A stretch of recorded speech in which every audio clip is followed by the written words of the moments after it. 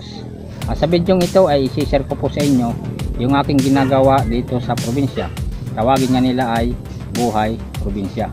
I-share ko po sa inyo kung paano po maghanda o mag-prepare ng lupa na pagtataniman po ng sitaw. So ito pong pagtataniman po ay inalis ko na yung mga damo. So alisin ko na lang yung mga natira doon po sa aking pagsunog. So yung kakailanganin po natin, ganito po guantes para hindi po masugatan yung ating kamay, saka ganito pong damit na mahaba. Kaya lang yung guantes ko medyo bago pa, kaya lang tas na.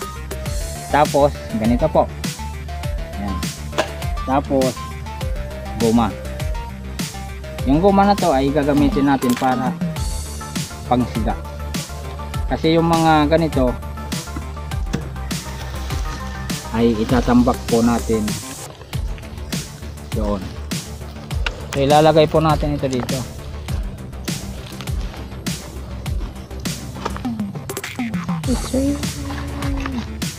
Para pinakapangsiga po. Kung bakit dito ko po ilalagay yung mga susunogin is para maubos po ito, maubos po siya. Saka dito po.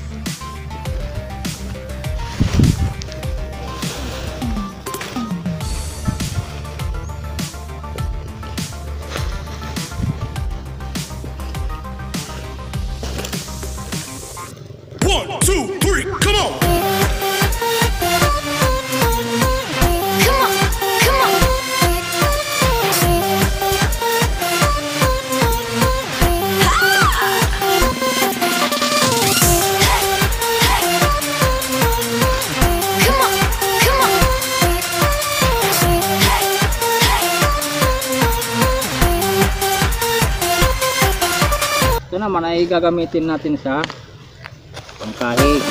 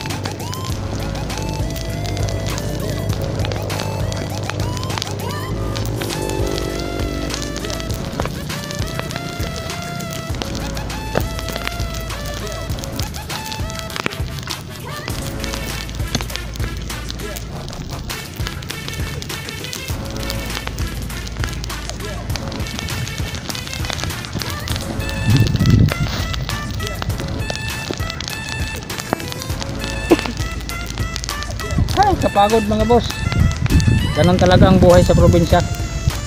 Ang nakakapagod kaya mahirap na masarap. Kasi pag umani na tayo, masarap na yon. Kasi bibili tayo ng ulam na masarap. Ganun lang ang buhay sa probinsya. Ano po mga boss. So yung sinunog natin kanina ay susunogin, ayan na siya. Kaya dyan ko sinunog para yung bagakay, tawag sa amin bagakay, hindi na siya makatubo ulit. Yan, halos tapos na tayo, no? Yan, konti na lang, ano, medyo madilim na kasi mag-aalas 6 na ng hapon, pero tatapusin ko po ito para ano. Salamat po sa inyong pagsama Bukas po sa pagtatanim ng sitaw ay papakita ko po sa inyo kung paano po magtanim. Sana lagi po kayong sumubaybay sa aking channel para lagi po tayong magkasama. Huwag nyo akong iiwan mga boss. Kung hindi pa po kayo subscriber, mag-subscribe po kayo para masubaybayan nyo po yung aking buhay probinsya. Ako po muli si Melvin TV, nagpapasalamat sa inyo. Maraming salamat po. Bye.